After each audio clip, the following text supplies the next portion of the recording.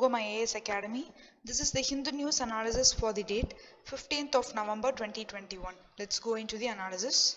The first article for the day is CBI and Enforcement Directorate அவங்களோட chiefs ஓட அதாவது டைரக்டரோட terms total number of terms வந்து extend பண்ணலாம் அப்படிங்கறத சொல்லியிருக்காங்க.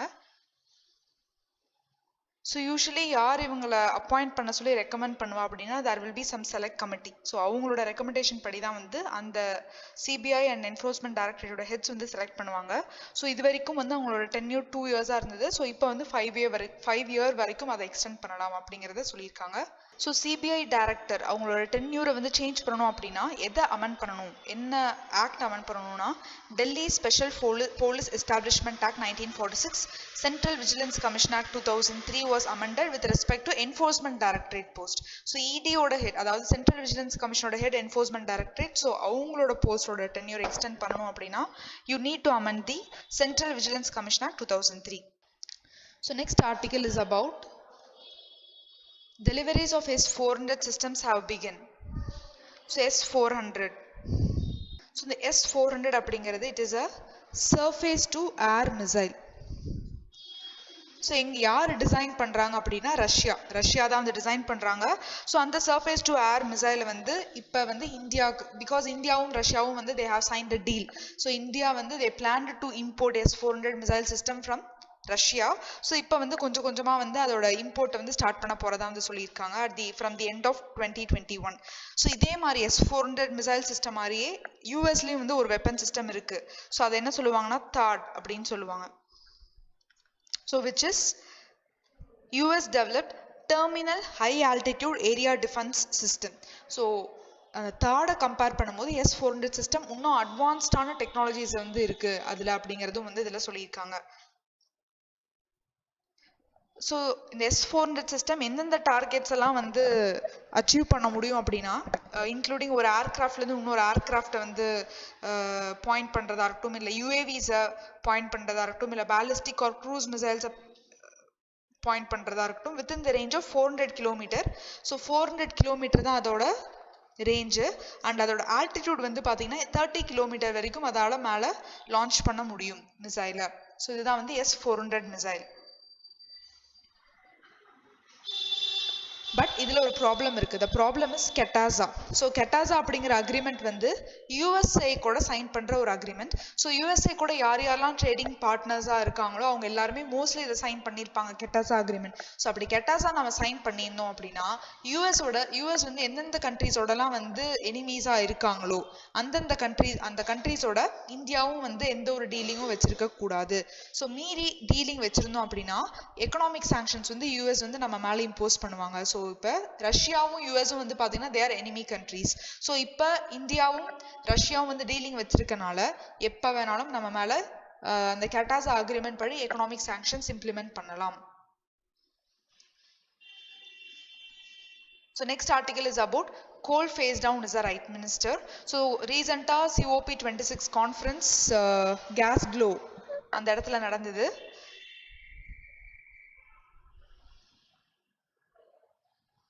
ஸோ இந்தியா வந்து என்ன சொல்லியிருந்தாங்க, India called for coal to be phased down rather than phased out. அதாவது கம்ப்ளீட்டாக நம்ம ஃபேஸ் அவுட் பண்ண முடியாது, ஜஸ்ட் நம்ம அதோட எமிஷனை வந்து கண்ட்ரோல் பண்ணலாம், ஃபேஸ் டவுன் பண்ணலாம் அப்படிங்கிறத வந்து இந்தியா வந்து ட்வீட் பண்ணியிருந்தாங்க. ஸோ இது நாள் வரைக்கும் வந்து பார்த்தோம் அப்படின்னா because of the fossil fuels தான் டெவலப்மெண்ட்ஸ் அப்படிங்கிறது நிறையாவே நடந்தது. It is applicable to both developed கண்ட்ரீஸ்னாலும் சரி டெவலப்பிங் கண்ட்ரீஸ்னாலும் சரி எல்லாருமே ஒரு டெவலப்மெண்ட் வே நோக்கி போகிறதுக்கான மேஜர் ரீசன் வந்து பிகாஸ் ஆஃப் ஃபாசல் ஃபியூயல்ஸ்லாம். ஸோ அதனால தான் நம்ம இண்டஸ்ட்ரியல் டெவலப்மெண்ட் அதிகமாக வந்து அட்டைன் பண்ண முடிஞ்சுது. ஸோ இப்போ United Nations framework convention on climate change, so அதுக்கு கீழே தான் கான்ஃபரன்ஸ் பார்ட்டிஸ் நடக்குது. ஸோ இந்த UNFCCC அவங்க என்ன சொல்கிறாங்கன்னா க்ரீன் ஹவுஸ் கேஸ் எமிஷன்ஸை கம்மி பண்ணுங்க அப்படின்னு சொல்லியிருக்காங்க. எந்த ஒரு பர்டிகுலர் சோர்ஸும் அவங்க வந்து டினோட் பண்ணலை, லைக் கோலை கம்மி பண்ணுங்க இல்லை வந்து கார்பன் டை ஆக்சைடு எமிஷன் கம்மி பண்ணுங்க அப்படின்னு எந்த ஒரு பர்டிகுலர் சோர்ஸும் வந்து அவங்க பாயிண்ட் பண்ணல. ஓவராலாக அவங்க க்ரீன் ஹவுஸ் கேஸ் எமிஷன்ஸை கம்மி பண்ண சொல்லியிருக்காங்க. இந்தியா வந்து என்ன சொல்றாங்க அப்படின்னா வெஸ்டர்ன் கண்ட்ரீஸ், அதாவது அங்க இருக்க நிறைய டெவலப்டு கண்ட்ரீஸ் வந்து ப்ராப்பரா கிளைமேட் ஃபைனான்ஸ் அப்படிங்கிற ஒரு விஷயத்த பண்ண மாட்டேன்றாங்க. ஸோ அதுதான் வந்து ஒரு ட்ரபிள்சமான ஒரு விஷயம் அப்படிங்கிறதும் வந்து இதில் சொல்லியிருக்காங்க. So next article is about reconsider transfer of Chief Justice of High Court. Senior Counsel urge Supreme Court Collegium. So இப்போ பார்த்தீங்கன்னா ஆல்ரெடி இவர் சஞ்சீப் பானர்ஜி அப்படிங்கிறவங்க இப்போ வந்து மெட்ராஸ் ஹைகோர்ட்டோட சீஃப் ஜஸ்டிஸாக இருந்திருக்காரு. ஸோ இப்போ அவரை மேகாலயாவுக்கு வந்து ட்ரான்ஸ்ஃபர் பண்ணுறாங்க. ஸோ இவர் வந்து மெட்ராஸில் சீஃப் ஜஸ்டிஸ் அப்பாயிண்ட் பண்ணி இட் ஹாஸ் பீன் ஜான்வரியில் தான் அப்பாயிண்ட் பண்ணியிருக்காங்க. பட் இப்போ அகைன் வந்து within few months, within 8-9 monthsல மேகாலயா ட்ரான்ஸ்ஃபர் பண்ணாதீங்க அப்படின்னு சொல்லியிருக்காங்க. ஸோ அப்படி ட்ரான்ஸ்ஃபர் பண்ணுறதுனால அந்த ஜுடிஷியல் அண்ட் அட்மினிஸ்ட்ரேட்டிவ் ஃபங்க்ஷன்ஸோட அவுட்புட் வந்து கம்மியாகுது அப்படிங்கிறத வந்து சொல்லியிருக்காங்க. பிகாஸ் ஒரு 2 years or 3 years இருந்தால் தான் அந்த ஸ்டேட்டோட டோட்டல் சிச்சுவேஷன் எப்படி அப்படிங்கிறதே வந்து ஓரளவு வந்து அவங்களால அனலைஸ் பண்ண முடியும். ஃப்ரீக்வெண்ட் ட்ரான்ஸ்ஃபர்ஸ் பண்ணுறீங்க அப்படின்னா அந்த ஜஸ்டிஸ் டெலிவரி அப்படிங்கிற ஒரு சிஸ்டம் டெஃபினட்டாக அஃபெக்ட் ஆகும் அப்படிங்கிறதும் வந்து சொல்லியிருக்காங்க. ஸோ சீஃப் ஜஸ்டிஸ் ஆஃப் ஹைகோர்ட்டை யார் அப்பாயிண்ட் பண்ணுவாங்க அப்படின்னா கொலிஜியம் தான் ரெக்கமெண்ட் பண்ணுவாங்க. பட் அதை அப்பாயிண்ட் பண்றது பாத்தீங்கன்னா வந்து பிரசிடென்ட் தான் வந்து அப்பாயிண்ட் பண்ணுவார். Transfer is also done by the president on the recommendation of the collegium system. So next article is about role of southern states key in country's development. So Union Home Minister Amit Shah, he is participating in the Southern Zonal Council meeting held at Tirupati on Sunday. So here we have to know about the zonal councils, and the zonal council, it is not a constitutional body, it is a statutory body.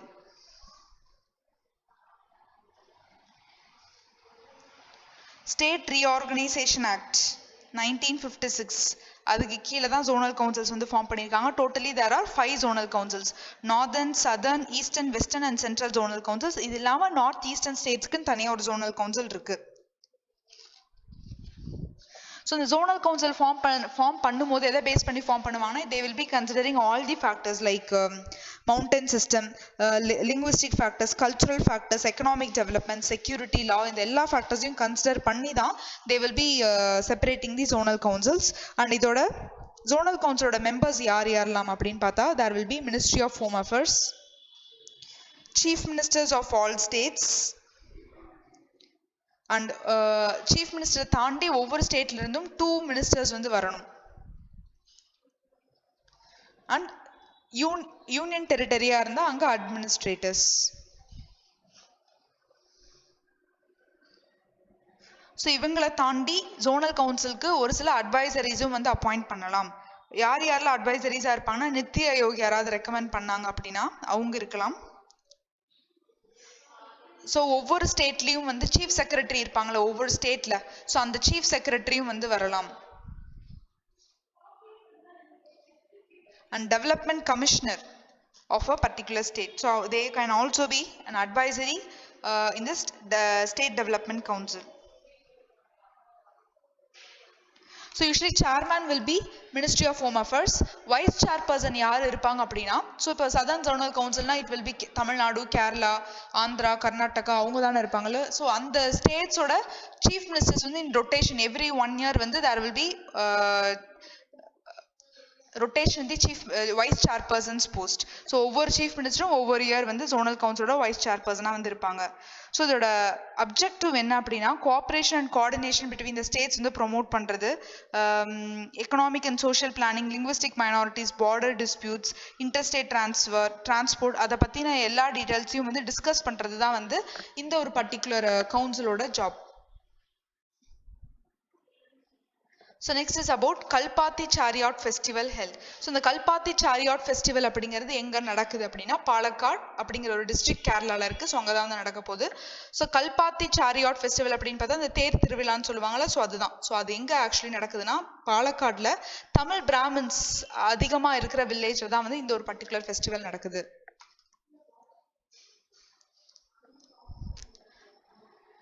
So next article is about Supreme Court to examine relief for road accidents. So இப்போ பார்த்தீங்கன்னா ஒரு சில road ஆக்சிடென்ட்ஸ்னால there are some persons who became disabled இல்லையா, for life long வந்து அவங்க டிசேபிள்டாகவே வந்து மாறுறதுக்கான chances நிறையா இருக்குது. ஸோ அப்படி வந்து ஒருத்தருக்கு 42 year old ஒருத்தர் வந்து ரீசெண்டாக 2019 நடந்த ரோட் ஆக்சிடென்ட்ல சென்னையில் he lost his leg. One leg left leg வந்து அவருக்கு போயிடுச்சு. ஸோ அதுக்கு வந்து காம்பன்சேஷனாக பார்த்தீங்கன்னா ஆக்சுவலி 84 lakhs கொடுத்துருக்கணும், பட் 66 lakhs தான் வந்து கொடுத்துருந்தாங்க. அண்ட் அவர் என்ன சொன்னார்னா அந்த 66 lakhsல 28.5 lakhs வந்து எனக்கு என்னோட ட்ரீட்மெண்ட்கே வந்து செலவாயிடுச்சு. ஸோ மீதி இருக்கிற பணத்தை வச்சுட்டு என்னோட லைஃப் லாங் வந்து நான் என்னால் ரன் பண்ண முடியாது, அதோட காம்பன்சேஷன் வந்து அதிகம் பண்ணுங்க. பிகாஸ் வந்து இந்த ஆக்சிடென்ட்ல வந்து பார்த்தீங்க அப்படின்னா he became 85% டிசேபிள், கிட்டத்தட்ட 85% வந்து அவர் டிசேபிள் ஆயிட்டாரு. ஸோ அதனால அவருக்கு எனக்கு பெட்டர் காம்பன்சேஷன் கொடுங்க அப்படிங்கிற மாதிரி சொல்லியிருக்காங்க. பிகாஸ் இனி அவரால் வந்து ப்ராப்பர் ஜாபுக்கு போக முடியாது, which makes him to attain poverty. So இந்த பாவர்ட்டினால என்ன ஆகிறதுக்கு சான்ஸ் இருக்குன்னா லைஃப் எக்ஸ்பெக்டன்சி அப்படிங்கிறது கம்மி ஆகிறதுக்கு சான்ஸ் இருக்கு. ஸோ இது எல்லாத்தையுமே வந்து கன்சிடர் பண்ணி அண்டர் ஆர்டிகல் 142, ஸோ அதுக்காக தான் இந்த பர்டிகுலர் ஆர்டிகல் எடுத்தேன். ஸோ ஆர்டிகல் 142 வந்து supreme court giving complete justice. So அதுதான் under article 142. So supreme court வந்து கம்ப்ளீட் ஜஸ்டிஸ் வந்து எனக்கு ப்ரொவைட் பண்ணுங்க, காம்பன்சேஷன் இம்ப்ரூவ் பண்ணுங்க, இன்க்ரீஸ் பண்ணுங்க அப்படிங்கிறது வந்து சொல்லியிருக்காங்க. And next article is about Kaiser Hyacinth is Arunachal state butterfly. So அருணாச்சலோட ஸ்டேட் பட்டர்ஃப்ளையா கேசர் ஹைஹிந்த் அப்படிங்கிற ஒரு பட்டர்ஃப்ளையை வந்து எடுத்திருக்காங்க. ஸோ இதோட இன்செக்ட் வந்து பார்த்தீங்கன்னா it has a wing span மட்டும் எவ்வளோ இருக்கும், இந்த விங் ஸ்பேன் மட்டும் பார்த்தீங்கன்னா 90லேருந்து 120 mm வரைக்கும் இருக்கும். அண்ட் இந்த மீட்டிங் எங்கே நடந்திருக்கு அப்படின்னு பார்த்தா it is not in the capital of Arunachal Pradesh. Usually எல்லா மீட்டிங்ஸும் அருணாச்சல் பிரதேஷோட கேபிட்டல் இட்டாநகரில் தான் நடக்கும். பட் இது வந்து எங்கே நடந்திருக்குன்னா outside the capital Pakke tiger reserve. So இது வந்து அருணாச்சல் பிரதேஷ்லேயே இருக்கிற ஒரு டைகர் ரிசர்வ். ஸோ இது மட்டும் இல்லாமல் இந்த கேபினட் மீட்டிங்கில் வேற ஒரு விஷயமும் அடாப்ட் பண்ணாங்க. Declaration on climate change resilient and responsive Arunachal Pradesh aimed at lowering the emissions and sustainable development. அதாவது கிளைமேட் சேஞ்ச் வந்து மிட்டிகேட் பண்ணணும், சஸ்டைனபிள் டெவலப்மெண்ட் அண்ட் எமிஷன் ரிடக்ஷனும் வந்து கொண்டு வரணும் அப்படிங்கிறது சொல்லியிருக்காங்க. கைசர் ஹைஹிந்த் அதோட மீனிங் என்ன அப்படின்னு பார்த்தா it is called as emperor of India. இது இந்தியாவில் மட்டும் இல்லை, it is also present in Nepal, Bhutan, Myanmar, Laos, Vietnam and southern China. So first வந்து இந்த ஒரு பர்டிகுலர் பட்டர்ஃப்ளை எங்கே கேப்சர் பண்ணாங்க அப்படின்னா அருணாச்சல் பிரதேஷோட தாலி வேலி வைல்ட் லைஃப் சாங்சுரி இன் 2014 தான் இந்த ஒரு பர்டிகுலர் பட்டர்ஃப்ளைவே ஐடென்டிஃபை பண்ணாங்க. So that's all about this article. Next is about withdraw Kangana's Padma award. So Delhi commission for women வந்து என்ன சொல்லியிருக்காங்க அப்படின்னா ஸோ ஃப்ரீடம் ஃபைட்டர்ஸ்க்கு அகைன்ஸ்டாக வந்து கங்கனா ரனாவத் அவங்க வந்து பேசியிருக்காங்க. ஸோ அவங்ககிட்டேருந்து அவங்களோட பத்மா அவார்டை வாங்குங்க அப்படிங்கிறது வந்து சொல்லியிருக்காங்க. ஸோ பத்மா அவார்ட் பார்த்தீங்கன்னா யூஸ்வலி ஹையஸ்ட் சிவிலியன் அவார்ட் வந்து பாரத் ரத்னா. ஸோ அதுக்கப்புறம் வந்து பார்த்தோம்னா பத்மா அவார்ட்ஸ் தான் வந்திருக்கும். பத்மா அவார்டில் ஃபர்ஸ்ட் கேட்டகரியில் பத்ம விபூஷன், பத்மபூஷன், அதுக்கப்புறம் தான் பத்மஸ்ரீ வந்து இருக்கும். So 4th highest civilian award வந்து என்னன்னா பத்மஸ்ரீ அவார்ட் தான். யூஸ்வலி பத்மா அவார்ட்ஸ் பார்த்தீங்கன்னா பிரசிடென்ட் தான் வந்து கொடுப்பாரு. யாரோட ரெக்கமெண்டேஷன்ல அப்படின்னு வந்து பார்த்தோம்னா பத்மா கமிட்டி ரெக்கமெண்டேஷன்ஸ் இருக்காங்க, பத்மா கமிட்டி இருக்காங்க. ஸோ அவங்க யார் ரெக்கமெண்ட் பண்றாங்களோ அதை பேஸ் பண்ணி தான் வந்து பிரசிடென்ட் வந்து பத்மா அவார்ட் கொடுப்பாரு on the republic day. And இது போஸ்ட்மஸா கொடுப்பாங்களா அப்படின்னு கேட்டா ரொம்ப ரேர் கேசஸ்ல போஸ்ட்மஸ்க்கு கொடுப்பாங்க. அண்ட் யூஸ்வலி வந்து கவர்மெண்ட் சர்வன்ஸ்க்கு வந்து தரமாட்டாங்க, இன்க்ளூடிங் இந்த பப்ளிக் செக்டார் யூனிட்ஸில் ஒர்க் பண்ணுற கவர்மெண்ட் சர்வன்ஸ் அவங்களுக்கு வந்து பத்மா அவார்ட்ஸ் கொடுக்க மாட்டாங்க. எக்ஸப்ட் வந்து பார்த்தீங்கன்னா doctors and scientist working in government அவங்கள தவிர மித்த கவர்மெண்ட் சர்வன்ஸ்க்கு பத்மா அவார்ட்ஸ் கொடுக்க மாட்டாங்க. That is about Padma award. Next is about slight improvement in Delhi air quality index. அதாவது சிவியர் கேட்டகரியில இருந்தது இப்போ வெரி புவர் கேட்டகரிக்கு கொஞ்சம் இம்ப்ரூவ் ஆயிருக்கு அப்படிங்கிறத வந்து சொல்லியிருக்காங்க. 2014ல 1 number 1 color 1 description for the common man to judge the air quality within its vicinity. So அவங்களுக்கு இப்போ டெல்லி அப்படின்னா அந்த இடத்துல வந்து ஏர் குவாலிட்டி எப்படி இருக்கு, அதோட நம்பர், அதோட கலர், அதோட டிஸ்கிரிப்ஷன், அதாவது ஒரு பர்டிகுலர் நம்பருக்குள்ள இருந்தது ஏர் குவாலிட்டி அப்படின்னா அதுக்கான கலர் கொடுத்துருவாங்க. அண்ட் வந்து புவரா, வெரி புவரா, சிவியரா அப்படிங்கிற ஒரு கிளாசிஃபிகேஷன் கொடுத்துருவாங்க. ஸோ டோட்டலி இந்த ஏர் குவாலிட்டி இண்டெக்ஸ்ல வந்து பார்த்தீங்கன்னா 8 பொல்யூட்டன்ஸ் பேஸ் பண்ணி தான் வந்து ஏர் குவாலிட்டி செக் பண்றாங்க. Particulate matter 10, 2.5, nitrogen di oxide, sulphur di oxide, carbon monoxide, ozone, ammonia and lead. So air quality index has 6 categories of air quality. என்னென்ன quality அப்படின்னா good, satisfactory, moderately polluted, poor, very poor and severe. So இந்த ஒரு particular பிக்சர்ல பாருங்கன்னா so air quality இண்டெக்ஸோட numbers கொடுத்துட்டாங்க, அதோட category என்ன. 0 to 15 good, அதுக்கப்புறம் next 50க்கு satisfactory, next 100க்கு மாடரேட், நெக்ஸ்ட் 100க்கு புவர், நெக்ஸ்ட் 100க்கு வெரி புவர், அதுக்கப்புறம் சிவியர் அப்படிங்கிற மாதிரி.